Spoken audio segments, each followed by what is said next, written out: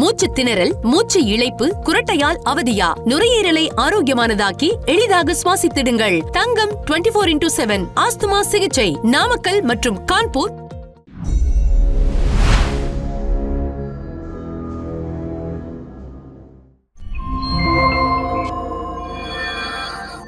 என்னை வாழ வைத்துக் கொண்டிருக்கும் யூடியூப் சேனல் நேயர்களுக்கு நன்றியும் வணக்கமும்.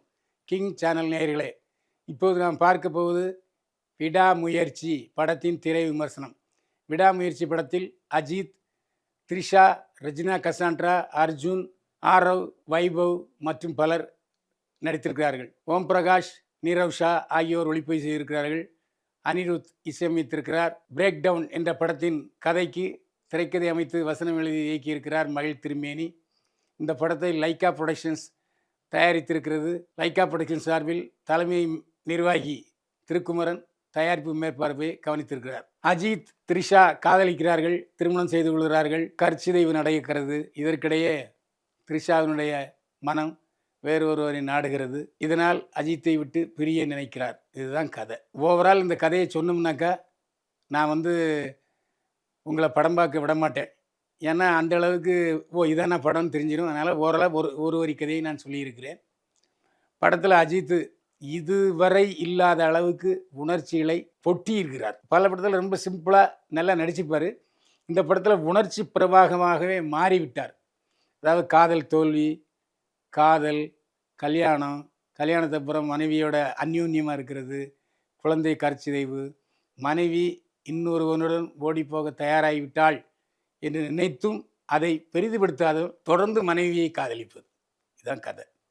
இந்த எல்லா நிகழ்வுகளுக்கும் பாவனைகளை மிக அருமையாக வெளிப்படுத்தி இருக்கிறார். இந்த படத்தில் நீண்ட இடைவெளிக்கு பிறகு அஜித்தை அந்த கருப்பு கலர் முடி, ஸ்டைலிஷ் ஃபேஸு, வெள்ளை வெள்ளையர் முகம் பார்க்கும்போது ஆகா எப்படி இருக்கார் அஜித் அப்படின்னு தோன்றுகிறது.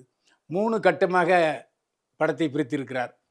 இப்போது 6 வருஷத்துக்கு முன்னாடி, அதுக்கு 3 வருஷத்துக்கு முன்னாடி, அதுக்கு 3 வருஷத்துக்கு முன்னாடி 12 வருடத்துக்குள்ள 4 பாகமாக பிரித்து படம் எடுத்திருக்கிறார் மகிழ் திருமேனி. ஒவ்வொரு சூழ்நிலையும் அதாவது குடும்பத்தில் உள்ளவங்க அனுபவிச்சா தான் அதை பற்றி தெரியும். மிக அருமையாக லவ்வை சொல்லியிருக்காங்க. ஆனால் சில காட்சிகள் 96 படத்தில் விஜய் சேதுபதியும் த்ரிஷாவும் நடித்த காட்சிகளை நினைவுபடுத்துகிறதுங்கிற உண்மை. ஏன்னா அது வேற ஒரு அஃபெக்ஷன் காதல், இது வேற அஃபெக்ஷன் காதல். அது திருமணமாகாமல் காதல், இது திருமணம் ஆன பின்னரும் காதல். அதனால் ரொம்ப பொறுமையாக நிதானமாக எந்த அளவுக்கு அமிக்கபிளாக பாவனைகளை வெளிப்படுத்தணுமோ அந்த அளவுக்கு வெளிப்படுத்தியிருக்காரு அஜித். அதே மாதிரி முதல் பாகம் பூரா லவ்வபிள் மெலோடி டைப்பு, அதாவது ஃபேமிலி டைப் ஸ்டோரி. அதுக்கப்புறம் இன்டர்வலுக்கு அப்புறம் ஒரு 10 நிமிஷம் கழித்து அடி சண்டை ஆரம்பிக்குது பாருங்கள். சும்மா ஆரவை துவைச்சி எடுக்கிறாரு, அர்ஜுனை துவைச்சி எடுக்கிறாரு. அர்ஜுனில் கிளைமேக்ஸ் காட்சி அட்டேங்கப்பா, இதுவரை அஜித் படங்களில் இடம்பெறாத அளவுக்கு சண்டை காட்சிகளை பின்னி படம் எடுத்திருக்காரு. அது காரணம் சுப்ரீம் சுந்தர், ஸ்டண்ட் மாஸ்டருடைய லாபகங்களில் வைத்துத்தான் ஒரு சண்டை காட்சி முதலிடத்தை பெறும். அந்த அளவில் சுப்ரீம் சுந்தர் பிரமாதமாக உழைச்சிருக்காரு. அதாவது அது சொல்லக்கூடாது என்ன சீக்வன்ஸுங்கிறத, தேரிக்கே அப்படின்னு வழக்கமாக சில படங்களில் சொல்லுவார் நம்ம ஆக்ஷன் கிங் அர்ஜுன். இந்த படத்தில் தெரிக்கே அப்படின்னு சொல்லும்போது இந்த கிளைமேக்ஸில் அர்ஜுனுக்கு கைத்தட்டல் விழுகிறது, வில்லனுக்கும் கைத்தட்டல் விழுகிறது. ஆக்ஷன் கிங்கை பொறுத்த வரைக்கும் அவர் கதாநாயகன் நடித்தாலும் கைத்தட்டல் விழும், இப்போ வில்லனாக நடித்தாலும் கைத்தட்டல் விழும். ஏன்னா ஆக்ஷன் கிங். அதாவது எந்த அளவுக்கு ஒரு சண்டை காட்சி மெருகுபடுத்த முடியுமோ, பயங்கரப்படுத்த முடியுமோ, பரபரப்பு ஏற்படுத்த முடியுமோ அந்த அளவு பண்ணியிருக்காரு. அதுக்கு காரணம் ஸ்டண்ட் மாஸ்டர் சுப்ரீம் சுந்தர். கிட்டத்தட்ட 15 நிமிஷம் அந்த சண்டை காட்சி ஓடுதுன்னு நினைக்கிறேன். அவ்வளவு ஒரு பரபரப்பாக இருக்கிறது. ஆரவ் இந்த படத்தில் கொஞ்சம் வில்லனாக வந்திருக்காரு. இனிமேல் சில படங்களில் துணை வில்லனாகவும் வர்றதுக்கு வாய்ப்பு அதிகம். ஆனால் இனிமேல் ஆரவ் கதாநாயகன் நடிக்கிறதுக்கு வாய்ப்பே இல்லை. இந்த படத்தை பொறுத்த வரைக்கும் டிவி நடிகை ஒருவர், டிவி காம்பேர்லாம் நிறைய பண்ணுவார். அவர் இந்த படத்தில் ஒரு முக்கியமான வேஷம் பண்ணியிருக்காரு. த்ரிஷாவுடைய தோழியாக வருவார். த்ரிஷா தன்னுடைய மன வலிமை, மன வலிகள், மன சோதனைகள், மன இடையூறுகள் இவைகளெல்லாம் அந்த பொண்ணுக்கிட்ட தான் விவரிக்கும். அந்த காட்சிகள் மிகவும் நல்லாயிருக்கும். அதை பார்க்கும்போது, படத்தை பார்க்கும்போது அவள் வில்லியா என்று தோற்றமளிக்கும். அது நீங்கள் படம் பார்த்தப்போ தான் தெரியும். இந்த படத்தில் அஜர்பைஜானுக்கு எதுக்கு போய் படம் எடுத்தாங்கங்கிறது எனக்கு புரியல. ஏன்னா இது எங்கேயோ மதுரையிலேருந்து தஞ்சாவூர் போகிற நேஷ்னல் ஹைவேல சில இடங்கள்ல இருக்குது. அந்த இடத்துல கொஞ்சம் இந்த இரவு நேரங்களில் படப்பிடிப்பு நடத்தியிருக்கலாம். அஜர்பைஜானில் பார்க்குறதுக்கு ஒரு இடமும் இல்லை. வெறும் சகாரா பாலைவனம். அதாவது வெயில் வந்து அப்படி கொளுத்துது. ஒரு சீன்லேயே அந்த ட்ரெக்கர் சீனில் த்ரிஷாவே இன்னும் வேர்வை வைக்குது அப்படின்னா, அதுக்கப்புறம் காரில் ஃபுல் ஏசி இருக்குது, வேணாங்க எப்படி கொஞ்சம் நிறுத்திட்டு போவோமா அப்படின்னு கேட்பார் அஜித். அந்த அளவுக்கு வெயிலோ வெயில். நமக்கே பார்க்க பொறாமையாக இருக்குது. பாவம், ஐயோ பாவம், இந்த வயசில் அஜித் அந்த அந்த மண்ணில் உருடுறாரு பாருங்க, நமக்கே அழுகையாக வருது. என்னதான் பணம் 100 கோடி வாங்கினாலும் அதுக்காக இப்படியா என்று தோன்றுகிறது. அந்த அளவுக்கு நல்லா உழைச்சிருக்கார் மனுஷன். அஜர்பைஜானில் ஒரு 2 காட்டுல உள்ள பார் பொட்டிக் இருக்குது. அங்கே இவங்க படம் பிடிப்படுத்திருக்காங்க. அதில் வந்து அஜர்பைஜான் ஆட்கள் நிறைய நடிச்சிருக்காங்க. இந்த படத்தை பொறுத்த வரைக்கும் கொஞ்சம் இங்கிலீஷ் தெரிஞ்சால் படத்தை கொஞ்சம் நல்லா ரசிக்கலாம். ஏன்னா படத்தில் பல சீன்கள் வந்து இங்கிலீஷ் பேசுகிறாங்க. த்ரிஷா இங்கிலீஷ் பேசுது, அஜித் இங்கிலீஷ் பேசுகிறாரு. அப்புறம் தேவையில்லாமல் வந்து அஜர்பைஜானை வேறு போன்ற நமக்கு ஒரு இடம் புரியல. சில இது இங்கிலீஷில் போடுறாங்க. அதனால் கொஞ்சம் மேட்டுக்குடியினருக்கு தான் இது கொஞ்சம் புரியும். அதாவது இப்போ உள்ள இளைஞர்களுக்கு, கல்லூரி மாணவர்களுக்கு, பட்டதாரிகளுக்கு இந்த படம் ரொம்ப பிடிக்கும். ஏன்னா இப்போ வந்து திருமணத்துக்கு பிறகு கூட புதிய உறவை தேடும் பெண்கள் அதிகரித்து கொண்டிருக்கிறார்கள் என்று சமீபத்தில் கணக்கெடுப்பில் நான் பார்த்தேன். அதை இந்த படத்தில் புதுசாக சொல்லியிருக்காங்க. ஏன்னா பிரேக் டவுன் என்று 1999 வந்த படம் இந்த படம். அதே மாதிரி படம் முழுக்க பார்க்கும்போது அப்படியே இங்கிலீஷ் படம் பார்த்த மாதிரியே இருக்குது. தமிழ் படம் பார்த்த மாதிரியே இல்லை. ஒரு தமிழ் படத்தை ஆங்கில படமாக பார்த்தா எப்படி இருக்கும்? அப்படி இருக்குது. பேசுகிறதா அங்கங்கே தமிழ் பேசுகிறாங்களே தவிர, அதுமாதிரி ரெஜினா கசாண்ட்ரா சரியான கேரக்டர். ஆரம்பத்தில் பார்த்தீங்கன்னா கதாநாயகி மாதிரியே வருது. அதுக்கப்புறம் பைத்தியம், அது அர்ஜுனும் பைத்தியம். நான் இப்படியே சொல்லி கதையை சொல்லிட்டேன்னா கஷ்டம் போயிடும். அதனால் ஒரு பைத்தியங்களுடைய வில்லத்தனமான நடவடிக்கை அப்படின்னு வேணால் சொல்லலாம். படம் ஒரு 10 நிமிஷத்தோட திருப்பம் வேறு மாதிரி இருக்கும். ஒரு கேரக்டர் நம்ம நல்லது நினைக்கும், அந்த கேரக்டர் கெட்டவளாக இருக்கும். அந்த மாதிரி கதை அம்சம் போகுது. இந்த இங்கிலீஷ் படங்கள் அப்படி தான் இருக்கும். அதுமாரி இதுவும் பிரேக் டவுன் அந்த காலத்தில் வந்த படம் பண்ணியிருக்காங்க. இது அஜித் விரும்பி நடிக்க நினைத்த கதைன்னு நினைக்கிறேன். ஏன்னா மகள் திரும்பினி திரைக்கதை மட்டும்தான் எழுதியிருக்காரு. பொதுவாக படங்களில் வந்து ஒரு காமெடி, குத்தாட்டம், மெலடி சாங்கு, சோக சாங்லாம் வைப்பாங்க. இதில் ஒரே ஒரு மாண்டேஜ் சாங்கு அஜித்துக்கு வச்சுருக்காங்க. அது நல்லாயிருக்கு. வழக்கம்போல் அஜித்தோட ஸ்டைல் ஷாக் ஒன்று இருக்குது.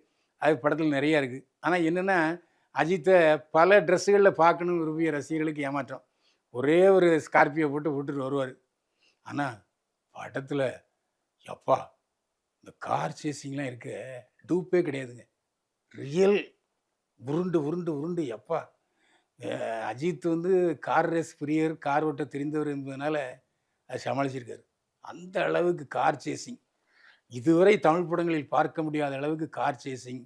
அந்த டர்ன்னு போட்டு பிரேக்கை போட்டு சர்ன்னு 3 தடவை கார் சுற்றுறதுலாம் பார்க்க வேண்டிய காட்சிகள்.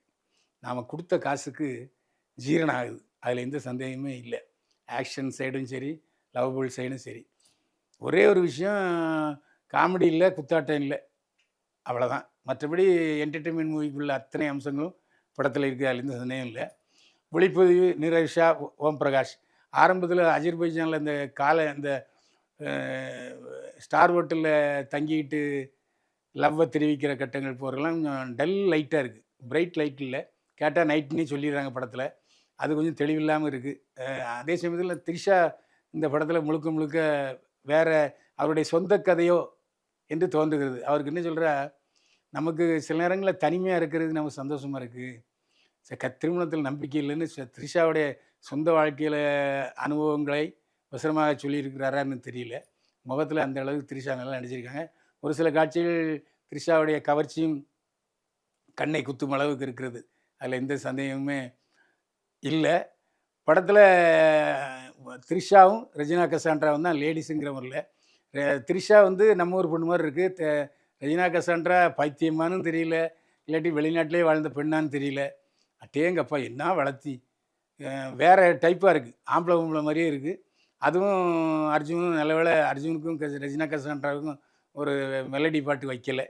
அந்த வகையில் சந்தோஷம். ஒரு பைத்தியக்கார ஆஸ்பத்திரியில் ரொம்ப டெரிபிளாக படமாகியிருக்காரு. அதில் அர்ஜுனும் நல்லா நடிச்சிருக்காரு, ரெஜினா கசான்ட்ராவும் நல்லா நடிச்சிருக்காங்க. அனிருத்தோட இசை இந்த படத்தில் அனிருத்துக்கு பின்னணி இசை எங்கேயோ போயிட்டார். ஆரம்பத்தில் வேறு மாதிரி த்ரில்லிங் மியூசிக் போட்டிருக்காரு. அப்புறம் பார்த்தா அப்படியே ஆங்கில படங்களை பாட்டு எடுத்து அப்படியே போட்டாரோ என்னமோ தெரியல, போட்டிருக்காரு. அதிகமாக அவருக்கு வேலை கிடையாது. ஒளிப்பதிவாளர்களுக்கு தான் நிறைய வேலை. நல்லா பண்ணியிருக்காரு. எந்த பிக்கலும் விடுங்களும் இல்லை. எடிட்டர் ரொம்ப ஃபாஸ்ட்டாக பண்ணியிருக்காரு. ஏன்னா திடீர்னு 30 வயசு ஆகுறாரு, அப்புறம் திடீர்னு 45 வயசு ஆகிக்கிறாரு, அப்புறம் திடீர்னு 30 வயசுக்கு போகிறாரு. அந்த காட்சிகள்லாம் எடிட்டிங் ரொம்ப ஷார்ப்பாக இருக்குது. அஜித்தை பல கோணங்களில் நாம் ரசிக்கலாம். அந்த அளவுக்கு சின்ன வயசு அஜித்து, நடுநிலை வயசு அஜித்து, அப்புறம் இப்போ நவ்டேஸ் அஜித் எல்லாத்தையுமே நல்லா காட்டியிருக்காரு ஒளிப்பதிவாளர். வழக்கமாக மகள் திருமணி படங்களில் உள்ள அந்த டெம்ப்ட் அது இல்லை.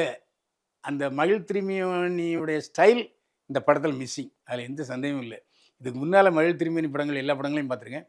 அதில் உள்ள நேரேஷன்ஸ், அதில் உள்ள ஒரு பரபரப்பு இதில் இல்லை. கொஞ்சம் கம்மியாக தான் இருக்குது. ஏன்னா அந்த பிரேக் டவுனுங்கிற இங்கிலீஷ் படத்தை எடுத்தனால அவர் அதுக்குள்ளே போய் இப்போ வெளியே வந்திருக்கிறாரு. மற்றபடி மகள் திருமணி அஜித்தை வச்சு ஒரு தரமான படத்தை கொடுத்துருக்காரு என்று சொல்லலாம். இந்த படத்துக்கு நிறைய செலவு பண்ணியிருக்காங்க லைக்கா ப்ரொடக்ஷன்ஸ். தேவையில்லாமல் என்று கூட சொல்லலாம். இது இங்கேயே எடுத்துருக்கலாம். நிறைய காட்சிகள் இங்கேயே நம்ம இந்தியாவிலேயே சகாரா பாலைவனத்தில் போட்டு எடுத்துருக்கலாம். ஏன் அங்கே அஜர்பைஜானுக்கு போனாங்கன்னு தெரில. அங்கே வேறு பெரிய அந்த புழுதி புயலாம் மாட்டிட்டு அவசப்பட்டாங்கன்னு சொன்னாங்க. அஜர்பைஜான் ஆள் நடமாட்டம் இல்லாத பகுதியில் அது நடக்குங்கிறதுக்காக அது சொல்லியிருக்காங்க. அந்த லொக்கேஷன் தேவையில்லை என்று சொன்னாலும் கதைக்கு தேவைப்பட்டிருக்கிறது போயிருக்காங்க. நல்லாயிருக்கு. மொத்தத்தில் விடாமுயற்சி 2 வருடங்களுக்கு பிறகு அஜித் ரசிகர்களை கவர வருகிறது இந்த விடாமுயற்சி. இதை ஃபேமிலியோடு பார்க்கலாம். தியேட்டரில் போய் பாருங்கள். மீண்டும் சந்திப்போம். வாழ்க வளமுடன்.